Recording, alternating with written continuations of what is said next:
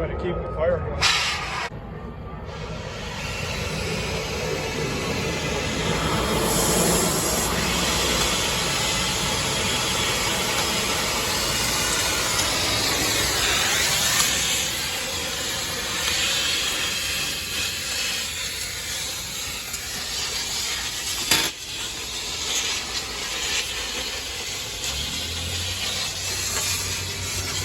What do you think, Larry? What do you think? It's gonna come off? It's gonna come off there pretty soon. It's got enough welds and pieces of metal. Hold that. You can record it. I'll use the pry bar. You hold that. I don't want you getting dirty. Let me get in there. Okay, it's off, man.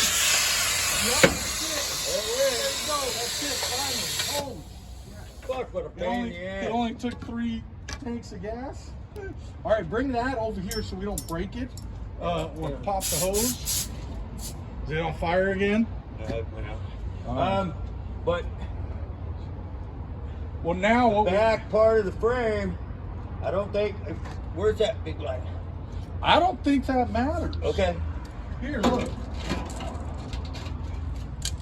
Hold on. Yeah, I don't think that matters, dude. Okay, she moved. I think it's gonna come off. Okay.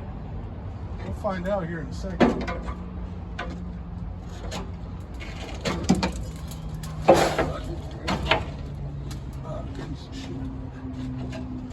Whoever welded this thing on, welded it like it was gonna lift the tank, but the hydraulics would have only held a 10,000 pound front end maybe at its best day. All right, go ahead and lower that forklift. Can you see, or do you want the light? It's basically a medium duty lift, not a heavy it's a medium duty lift, and they welded it like it's a 100-ton lift. It's like, dude, stop. Put the welder down. Step away from the welder. Somebody should have had counseling about welding. They were really insecure. They were like, no, it's going to break off. Let's weld more steel. No, buddy. It's not going to break off. What a mess. Well, this is what happens when you dissect these trucks. All right, Larry, start recording. All right, hold on. I got to jump our forklift.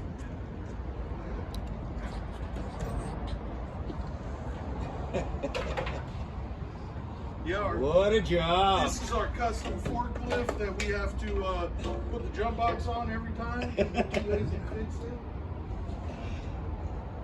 I think every shop does the same thing. They blake their forklifts. Yeah. I've never seen a... Okay, you ready? Feel it. There he goes. Yep. Okay, hold on. I'm going to re-rig it with that other chain. Give me this other chain. I'm going to re-rig this to make it a little safer. Oh, you're fixing the Yeah, look. You see that D-ring on the other side? Right here? Put it through there.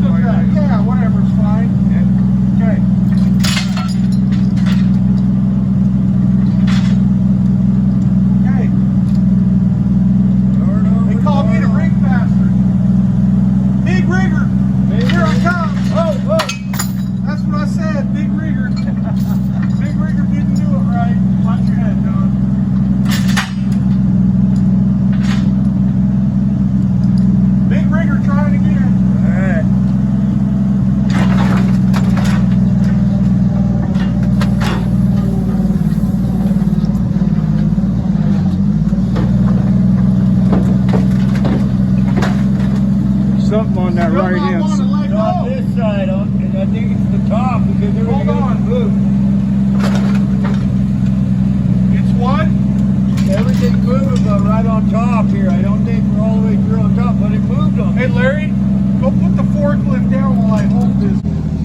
There she goes. Bang.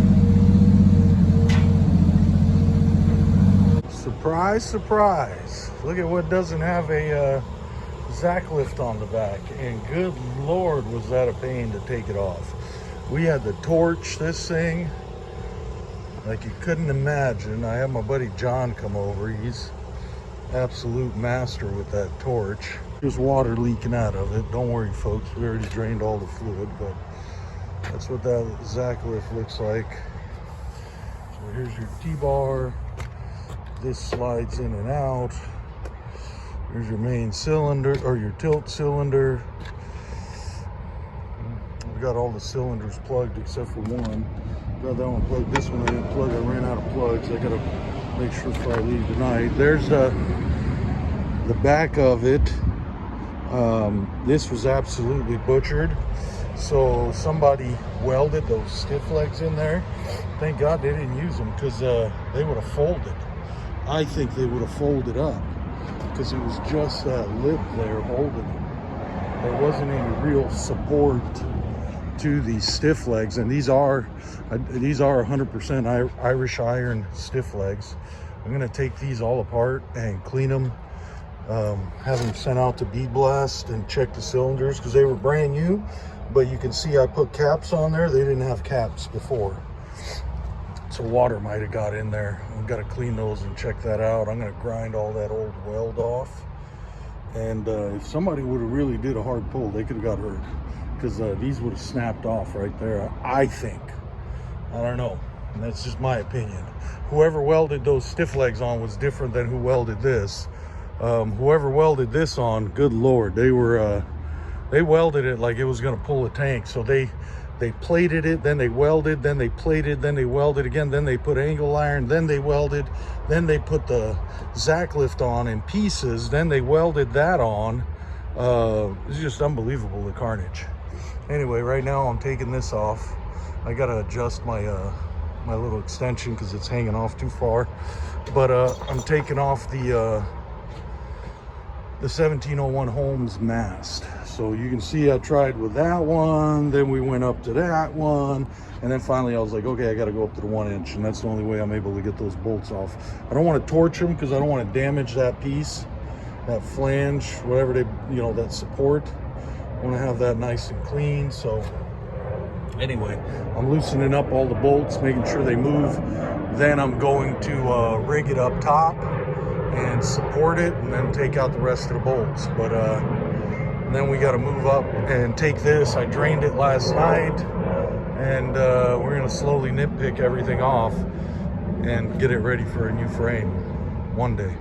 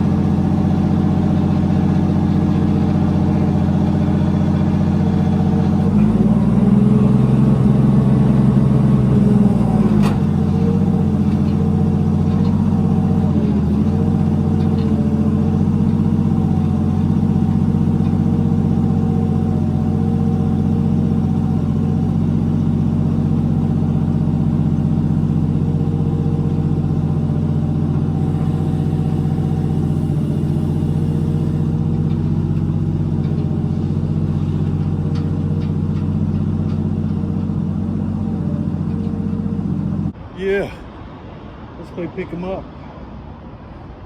It's got another leg. It's got another leg. I gotta go get it. But there it is. It's off. There's your truck. Next is the rest of this hydraulic related stuff. This is finally finished draining the hydraulic system. This is what came out after we took everything off.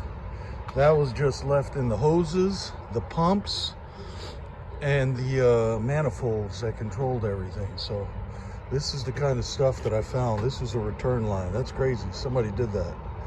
They were running around towing shit with that. Anyway, that's just one of them. I found a bunch of chafe lines. Where are they at? They're all in here. They're draining right now, but that's the majority of the hoses. They're all draining. Once I get this box off, the hydraulic tank box, I'm gonna be able to get that pump. That's a driveline driven pump. So the PTO, there's a PTO on the transmission that has a driveline, and it turns that pump. That creates pressure to manage everything. So I'm gonna get those off, get that off, and then I'm gonna plug all the air lines into place, because there are a bunch of them, like there's things like that done to them. I don't know what the hell was going on. That was hanging out like that. Somebody worked on it and just stopped midway, and just got overwhelmed or gave up or whatever. I don't know, Mr. Curtis, I don't know if he did it or who did it. These look really recent. Anyway, somebody did it and gave up, stopped. I don't know. I don't think it was the owner. I think it was somebody else, because you could tell whoever did it wasn't a mechanic, I don't think. Not a truck mechanic. But anyway, that's not my problem. The problem is taking this off, taking that pump off the driveline. I'm going to leave the PTO on the transmission just in case I ever want to hook anything else up. But this was a absolute bear of a mess. I think that whole drum was full of oil absorbent. I keep it on the ground when I'm working. And that's after I took out probably, I want to say about 15 gallons. So 15 gallons I took out.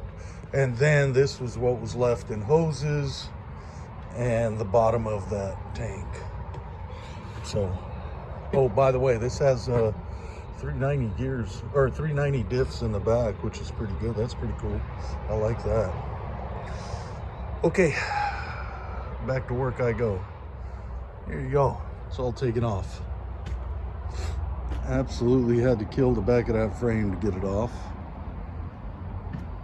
We took it off with a oxyacetylene torch, which most people said you can't get it off with that because that's too thick. It was triple railed for the last couple of feet of the frame rail. Got it all off. Next is to hook up those airbags. I'm gonna plug in the air fittings and see if we can fire this thing up. See if it'll build up air and go from there. Somebody put a air dryer on there, and that probably hasn't been washed since God only knows when. I'm gonna give this thing a bath, but we left the drive line on the PTO. I gotta finish we. I did it all myself, except for the torch. There I go again saying we. I left the drive line on the PTO, but this will give you an idea of what's going on. So there's just a lot of welds, a lot of cracks in the frame. You can see that there. There was a lot of hack work. I think the original frame maybe went out to, there's another seam. Here's another seam. So maybe they cut it and stretched it. I don't know what these guys did. I don't know who did what, but whoever the welder was needs to stop welding. Just stop. Don't do it. Go ask for help. But that's what's going on with this thing here in the back. Just an absolute mess. Absolute mess. And just when you think it's empty, don't lift it. Try it again. This thing, I don't know, I probably got 70 gallons of hydraulic fluid out of everything. Maybe 50 for sure. I don't know, maybe not 70, but 50 for sure. There's the motor right there.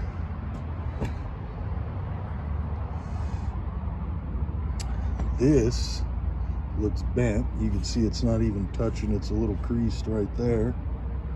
So that's got some kind of damage, and this one does too. It's a little bit creased. It's not the end of the world. I don't know what in the world they did here. They just welded something there and keep the wire in. I don't know what they did there. I didn't do it on this side. It's my ring camera. Here's, looks like maybe the wire rope got wadded up in there at one time, something bent. But other than that, it looks good. It looks really good. So it's a 1701 Holmes mast. Some more custom welding there, some more custom brackets and welding. You gotta love the custom welding. This, I tilted it down at night, and you can guess what happened. By the morning, I had a surprise on the floor. So anyway, here's the truck. I'm gonna chop the frame. I'm gonna see if I could save it from somewhere around here. Where's that weld at? Yeah, somewhere around here. I'm gonna see if I could save it and then sleeve it and then add a new piece on the outside. And you can see how bent it is. I don't know if you can see that or not, but it's bent really bad. Just from hard pulls, I think it was. So this, I'm gonna do the exact same thing I did on my white Peterbilt. There's some more custom welding. You can see they just cut that all out and welded. These guys just love to weld. Here's that other seam right here. They just went straight down. Here's another crack in the frame that somebody decided to put a patch on. They got to take all these brackets off, and they were welded on there and with booger welds. I'm going to take all those off and then see how far that sleeve goes. There's a sleeve inside the frame rail. I don't know how far that goes. I got to see, get under there. That looks like the wet tank right there. I'm going to pull all that, pull all the air lines. But I'm going to do that indoors, and I'm only going to do that when I buy the frame rails. So I'm not going to tear apart anymore. I'm just going to get it running and driving. And once I get it running and driving, then I'll be able to put it in and out the shop, and I'll start piddling away and doing stuff to it. But I don't want to do any more until I get new frame rails. So the reason I hurried up to do all this was so I could get it all done before the weather gets here and get it mobile. There's some ABS cables. So those are, they were all unplugged. There's, I don't know what those go to, we'll figure that out, but they're 34,000 pound rear ends, 390 gears, which are small rear ends. I want to put some 46,000 pounds, a set of 46,000 pounds, maybe even a tri-drive. And if I could put a tri-drive, it'd be that'd be, what is that, 69,000 pounds if I had 3 of them. I don't know, my math might be off, but yeah, here more welding. Look at that, look how that bowed out. That's rust jacking right there. That's real bad rust jacking. There's more rust jacking right there. Oops, somebody just pulled that. All right, well, you guys see what I did. I put air to it. Should be raising up. Yep, there you go. I'm surprised we didn't melt those airbags. John was pretty careful when he torched them. I just cleaned up the mess from underneath them and trying to sort out what's what, where what goes, what's unplugged. Those are only 2 airbags working. And that one, oh, 3 of them. This one's not hooked up right here. We got to sort out all that, strap it up just temporarily. That was full of mud. That cross member, I don't know how anything functioned on this truck, but cleaned it all up. This was 2 airlines. I don't know what they go to. They were plugged. I think they might have went to the Zack lift. Here's your ABS lines.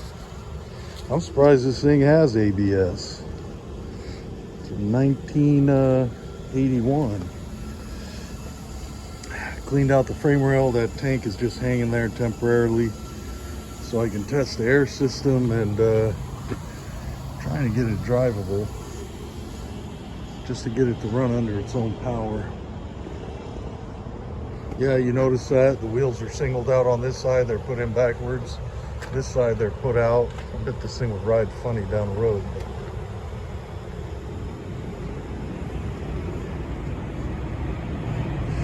Okay, back to work. Okay, the next part is unbastardizing the wire system.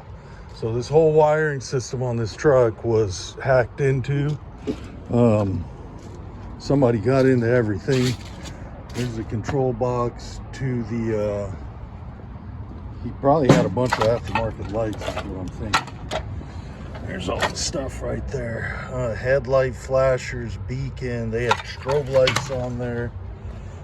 They used part of a license plate from Tennessee in 1987 to complete the box. That's where it was. I took it all apart, and now I'm trying to unbastardize all the wiring system. It's a lot. They went through and they cut into all kinds of stuff. There was a lot of hot wires, just live wires, so I isolated the batteries. There's nothing that should be able to cause a fire. That's one of the reasons I don't work on these old trucks indoors, is because of fire hazard. So I'll work on them outdoors until I'm 100% sure of what's going on with the wiring. So that's your tip of the day. If you're ever going to restore an old truck, do not bring it inside unless you remove all those batteries, or unless you remove all the wiring and you know what's going on. So next I gotta pull that dash open and see where all the aftermarket wiring goes to, and cut all that out.